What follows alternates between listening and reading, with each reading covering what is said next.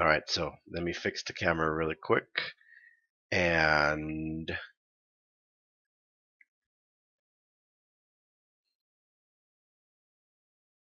boop. No, wrong way. Boop, boop, boop. Alright, so episode 1 from volume 3, round 1. It was, let me lower the camera just a little bit. I'm too high. There we go, that's better. Now we're gonna look down, look up, look left, look right. Good. Alright, episode 1. It starts off with Ruby visiting. It's not the real grave. It was just assumed. Right? Right? It was just assumed that she died because she never came back.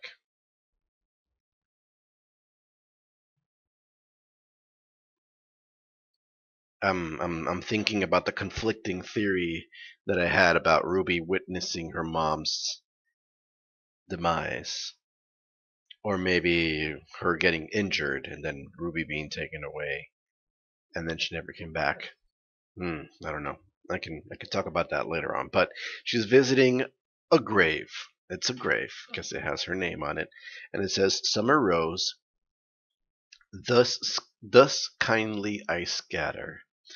Um, thus kindly I scatter.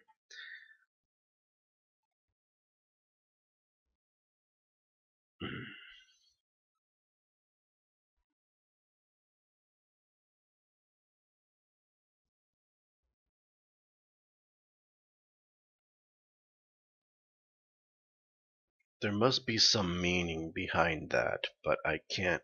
Nothing's coming to my mind right now. Thus kindly I scatter.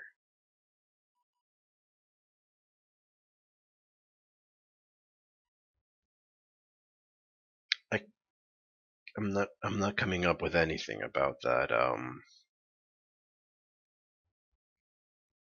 Hmm. But that was the saying on Summer Rose's, excuse me, on Summer Rose's grave.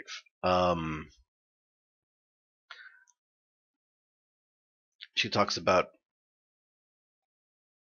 what's going on with her life, kind of like catching up from being absent for a while.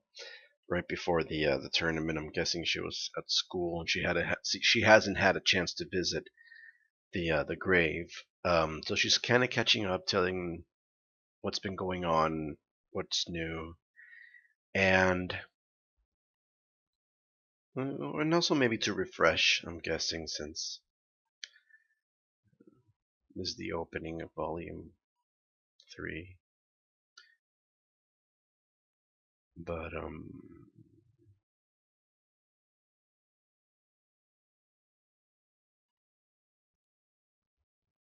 stopping bad guys like mother like daughter. That line kind of struck out to me a little bit because you would call bad guy person or people or guys. You would call them bad. Yeah, I guess you can call grim monsters. Um, or grim. So, stopping bad guys, just like you, like mother, like daughter. So that makes me think that there is a history of some sort with Summer Rose and people, sinister people. Hmm, not sure, but it's a possibility. Something to consider or keep in mind. Actually, something to keep in mind in the back burner. Um, Ruby's dad. Excuse me, Ruby's dad. He seemed a bit drawn. It was really strange. He stood out. I'm guessing the shading or something was off about it, but it looked really cool. It looked really cool. just things that I'm noticing with the episode. I'm breaking the ambience. I'm sorry, but um, so that I just wanted to mention what I said when I saw him. So it then takes us to the fight scene, and I'm not certain what the team that they were fighting is called or where they're from. I know they mentioned it, but I didn't quite pick up on it.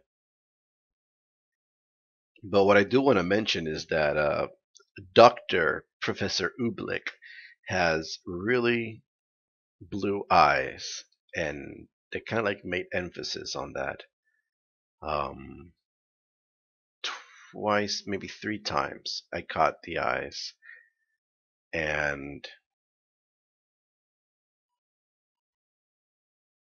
I'm just thinking about the eyes.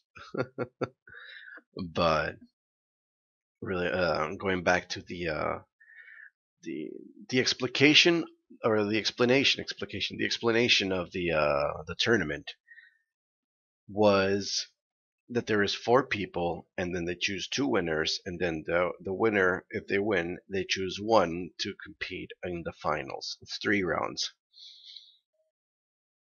So, but then when they showed Professor Port, he mentions that the remaining combatants will work their way up to victory. So that confused me a little bit in the aspect of you have the main competition of elimination and team work or team competitions until you get into your singles, but then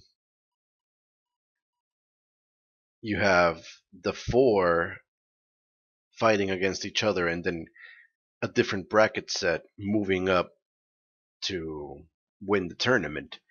I didn't quite understand what he meant by that, if he was just re-emphasizing what Professor Dr. Ublik said, or if it was just a different competition. Once you're eliminated, you can enter the individual, which is like a free for all. Because he did say that the remaining team members will fight their way up. So I didn't quite understand that. Um, Not certain, not sure. Um, and then they move on. I feel bad for the guy with the pink and the black hair because when he shows up for the first time, he was smiling, and then he got frozen, and then he's like, "Oh," and then when he gets released, he's like, "Yeah, finally, I can do something." And then he gets bumped into somebody else, and he gets out of there, and then he's back into the action, and then he becomes a snowball, and then he's out. So he basically didn't have a chance to do anything or show off any skill during the entire the match, the round. I thought it was hilarious. I kind of felt bad for him. It kind of like, I'm guessing that would be the equivalent of. I'm thinking of a subtle way to say this, but there is no way. Because he said it himself, she's not wrong. He's the equivalent of John in the other team because he couldn't quite do something. And I don't think poorly or badly of John. It's just that he has a lot of things that stop him from achieving his potential and things that are out of his control. And that's what I felt like with that guy. He reminded me of John. He's the John of the other team. He's like, yes, oh, yes, oh, and so just wanted to mention that. And then the skater girl, I think her name was Reese. Um, when she when she falls and lands on her coccyx bone. I don't know if you that's how you call it in Spanish. I think it's coccyx. Um, the tailbone, the very end of your spinal cord. When she landed on it, oh, everybody's like, oh. Even I felt it. It was pretty bad. My phone's ringing. I don't know if you can hear it. Let me see. Yeah, you can hear it in the background. But we'll just keep on going. So yeah, when she fell down on that ice and she slipped, when she's coming down and she slips, it just goes pow. Everybody's like, oh, no, oh no! I felt her pain. I did. It was bad. It was very bad. I've been there before, and it just sends it sends a jolt through your entire spine, and it's so cringy and so like, oh, why? But and then she like curls up to hold herself. Oh man, so bad. My cheeks are hurting. Too much laughing. Uh, and then they're going. They had some food. Let's talk about Weiss really quick. Now that I'm just going through the entire sequence, we clearly see some father-daughter issues happening here. Um, and the reason I say this is because the father calls. She checks her phone. Oh, and then she just doesn't pick up. And being Weiss Schnee, she has a corporate credit card for her expenses, company expenses, because reasons. But when she offers to pay food for the team, her card gets declined. And that makes me consider the possibility that I'm so sorry. It's a little bit late, but I did say I was going to record this week, and here I am. Um, Today was a late day, but sorry. Back to RWBY. It makes me consider the possibility that she has been avoiding him for quite a while, and because of this, he's like, okay, you don't want to talk to me? That's fine. Let's see what happens when I cut you off. Duh! And in hopes that she'll be like, oh, I don't have any more money. Hey, Dad, why don't I have money anymore? In as a way to like get her to communicate with him. So this makes me feel that he is a very what kind of person does that? People that can't people that like to have things their way, I guess you can think of it, is the best relationship I can make with this kind of behavior and actions. People that like to have things their way.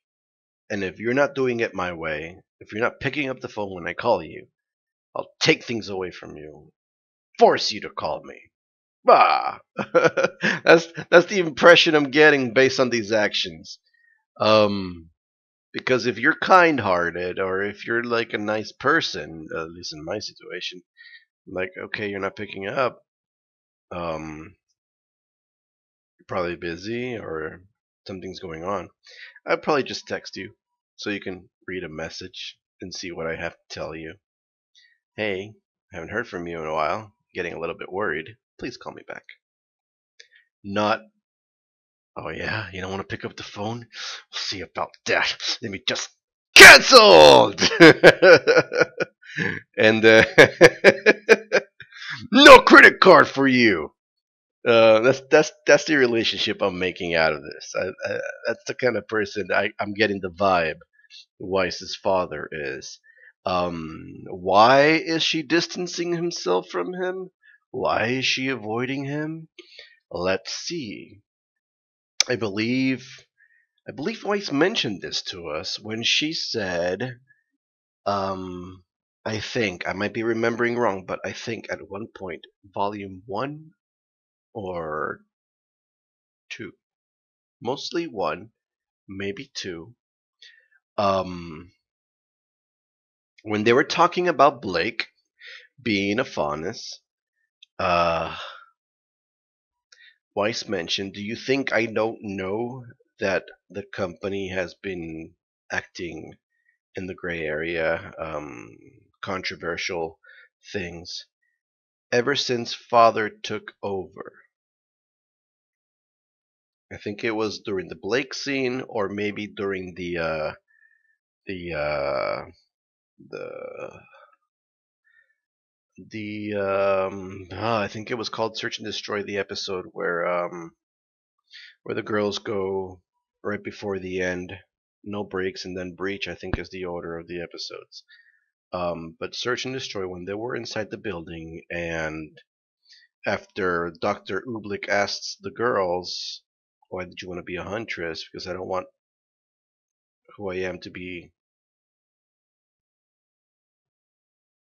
What was it that Weiss said? She said, um, "Represent the Schnee name, but I don't want that to be the only thing that I am." Something like that, and that's why I want to become a huntress. And then they're in the campfire and they talk about it. So I don't know if it was during the campfire scene that I. Do you think I don't know? Ever since father took over, that things have been nebulous, or maybe it's in both. That during the Blake reveal episode, um, ever since father took over, that sounds familiar in that area, and then in the campfire scene, it could have been a possibility ever since father took over.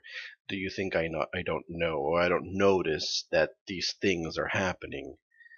Um, so that's I'm going there. I don't know why it took so much time to explain that, but back then Weiss gave us the answer that her father is doing things that she does not approve, and because of that, no phone call for him. Um, Also, when she called, she's But then I'm thinking about the episode when she was in the CCT, a cross-continental communication tower transmit system, TST. We're not going to have that debate anymore. It's the CCCT. Um, S. No, stop. We're leaving it there. When she was calling Atlas to request the information of what was it that they were looking for? Oh, the manifest and the logs of Atlas Company. Um, the operator offered to patch her through. I think it was her sister at that point, maybe her father, but I'm almost certain it was her sister because I think it stands out that your sister is still here. Would you like me to patch it through? No, no thanks. That won't be necessary. Okay. So why is Weiss distancing herself from the family? I'm not sure. Hmm. Something to keep into consideration. We're just getting started. This is episode 1. I can't just start pulling things out and be like, this is this, this is this, this has to be this. Because I'm not quite sure yet, but things to consider for the future. Um, Blake was so funny when the cat, having the fish bowl, and she's like, and then when the guy's like decline, she's like, okay, I'll just make my way with this over here, and then it gets taken away. Oh, you don't have to pay for us, but you could. Oh, Blake, so funny. But okay, Mercury, Emerald, and Cinder, up to no good. Started making trouble in my neighborhood. I'll stop. um, what's going on? Why are they looking for information? Do we know who are the ones that are going on to the next round? The Bimbo and the Harris, which is Yang and Weiss. Um, Why do they need to know this information? Why are they looking for this information? Hmm.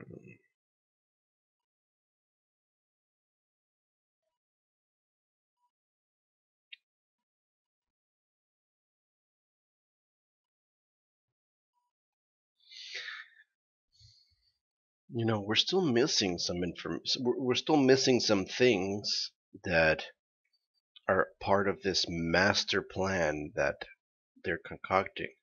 I'm trying to remember and going back in time, the chess piece thing that got uploaded into the computer system network. I believe it was the queen piece and it was the black queen piece.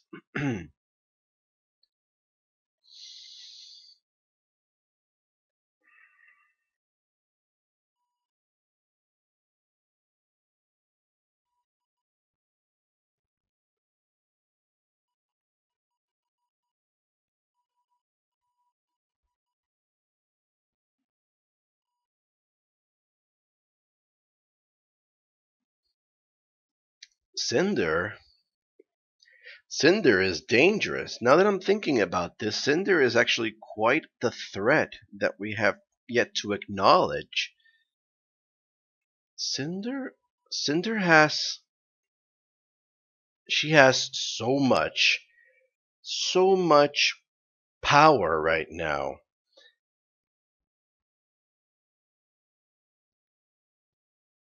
She controls information.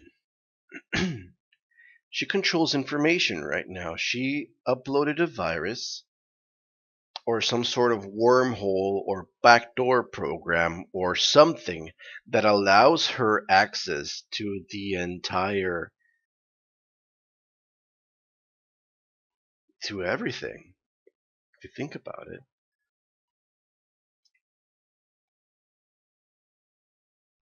She's dangerous. She is extremely dangerous, and we have yet to quite acknowledge it. Um,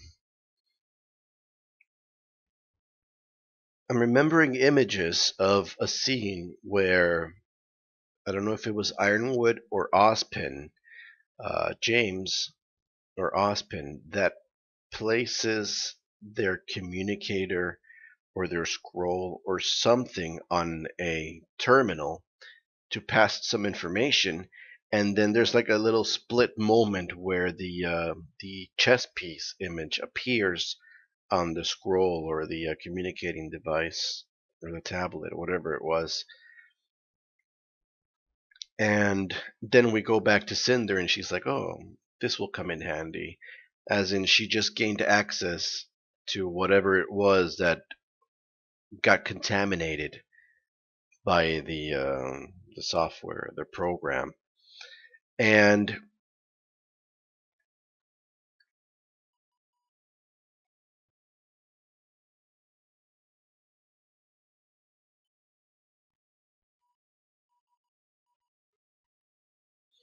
Cinder is so dangerous right now that I personally believe, since she uploaded that information on the tower,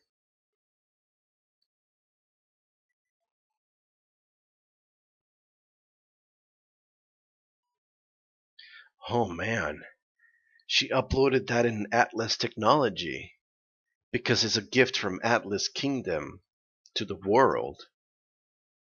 Atlas provided the other kingdoms the communication towers.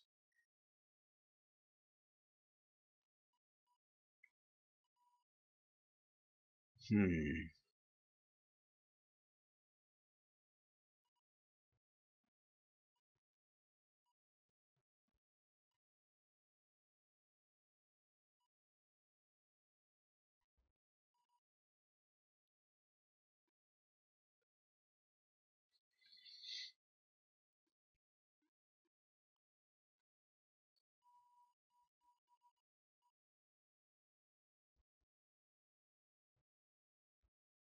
So basically, Cinder is inside Atlas technology right now, and as well as the other kingdoms. And whoever comes in contact with it, she'll have access to it. So basically, Cinder is controlling everything at this point. We just don't realize it yet. Man, that's something.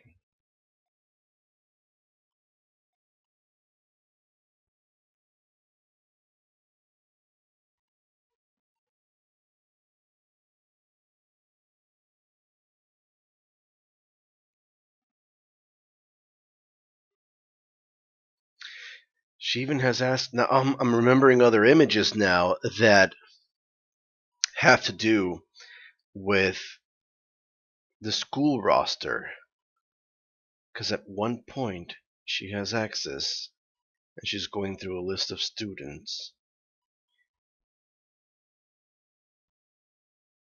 and then she had Mercury gauge Pyrrha to determine what's her, I'm guessing, her semblance or her abilities or what she's capable of, to have an idea. Now, why would you need this information? Why do you want to know what each person can do? Why do you want to know their secrets?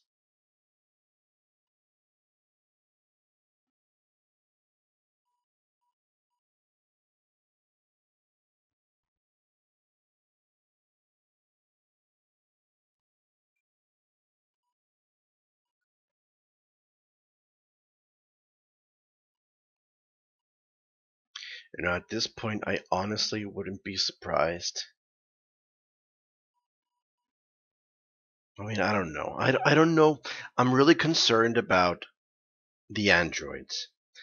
I'm really concerned right now about the androids. I don't know if they work on standalone programming where it's just run, execute, and it keeps the life cycle in progress.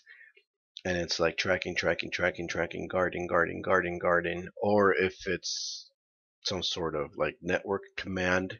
Put the devices on standby, put them on attack, put them on this, target this.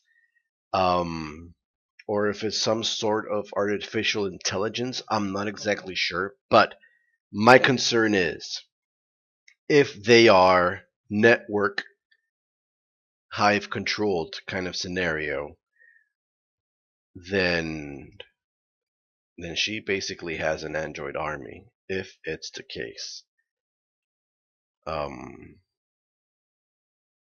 oh man, she is such a threat, and we yet realize it. I just, man, why does she need to know about the fighters? Why does she need to know about the students? Why does she need to know about people, technology, the androids,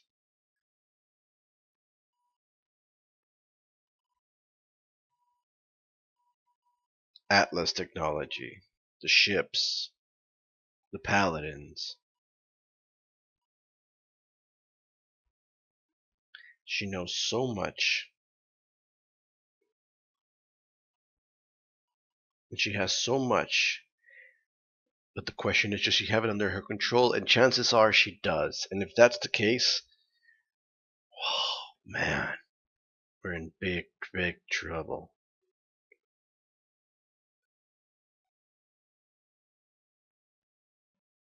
Hmm. Let's put that on the side for now. We'll come back to that in a little bit. Um, what's next?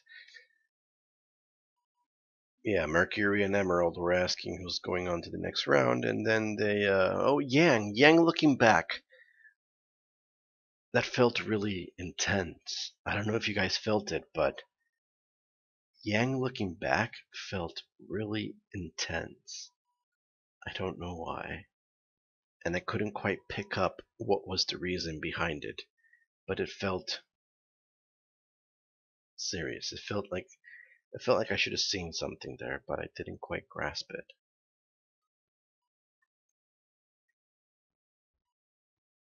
It's like they both walk away, and Mercury and Emerald look back, And then when they look forward and start walking away, Yang kind of like looks back and stares for a bit and then looks away. But the stare in her eye, it was just, it felt really, I don't know how to explain it. It was just so intense. It really was. Even though we know how the story ends, it's always fun to watch.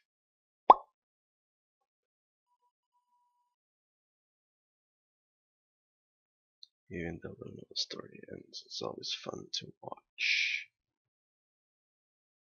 Or polite to watch. I'm sorry, I'm mixing up something here.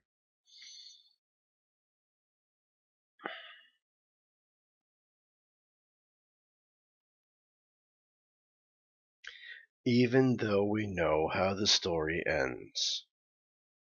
How would you know that? How would you know how the story ends?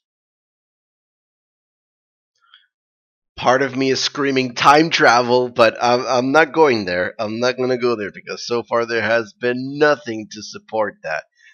But it's like the Captain Dubious Obvious is screaming at it. It's screaming at me. Time travel. She's from the future. But no, there's nothing to support that. So I'm not going to say it. I'll mention it, but I'm not going to support it because it's unsupported. Even though we know how the story ends or how the story goes. That sounds more like I'm going to go with the information thing that I just talked about. That sounds more like she feels that she has control over the events of what's happening in the Colosseum. Let's talk about the Colosseum. I remember the name because of Amity, but I think it's um I just forgot it. I know I said it, but I forgot what it was. Amnesty, amnesty, forgiveness, Colosseum. um, Amity. I forgot. Anyway, that thing is massive. That thing is huge, and it floats, and it's huge, and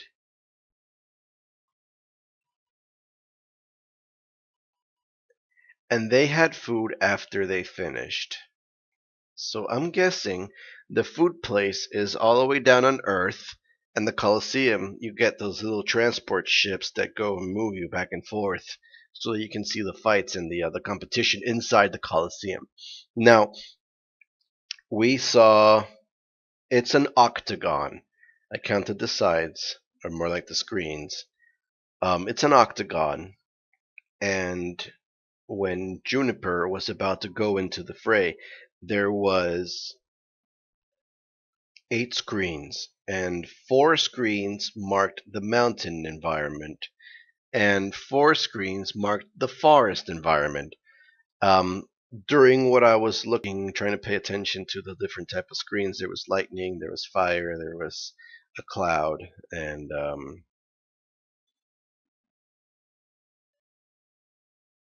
I don't know what the other ones were. Couldn't quite see them that well, but clearly this is so crazy that this place has the power to create environments that are actually real environments because the ice is slippery and I'm guessing the lava and the floor is hot.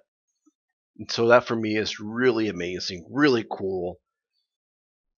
Um, it's divided in triangles from the angles of the edge of the octagon towards the center. It's like pizza slices. What I'm curious about is if you can have more than just 2 environments, if you can have like 8 different types of environments, or if it's just like stage set. Because let's say you have somebody who's really well a good fighter in water, then they would try to stay in the water environment, but then that wouldn't be fair because then the sand person would stay in the sand environment, and they would just be range trying to hit themselves with range attacks. I don't know, just me going on tangents here, but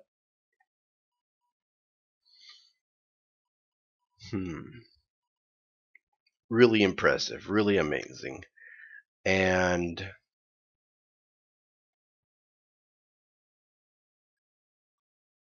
I think that's all I have for this episode.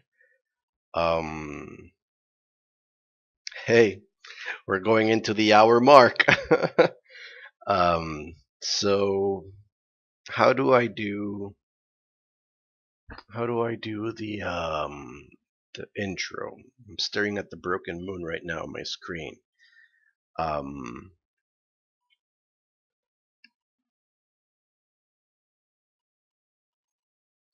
hmm, how about